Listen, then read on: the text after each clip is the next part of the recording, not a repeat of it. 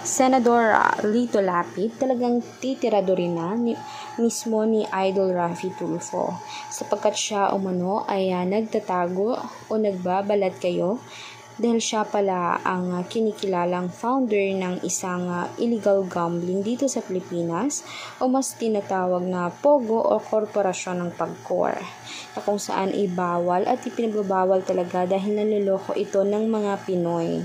Kapwa Pinoy ang naloloko dito dahil nagdedeposito sila ng pera at halos umaabot ng 100,000 ang mga deposits na nakukuha per account mismo at nangangakong babalikan sila ng milyong pera kapag sila ay nanalo. Ngunit ito ang tandaan natin guys, walang nananalo dito.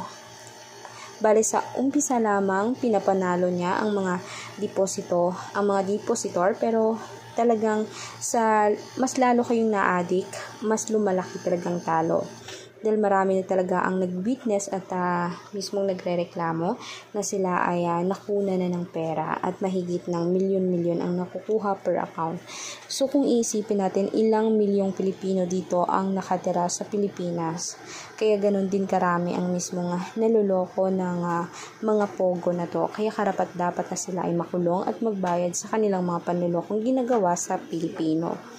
Kaya for more public videos guys, mag-subscribe na kayo, i-like at i-share ang ating videos. I-komento nyo ang inyong mga suggestion or opinion. Salamat po.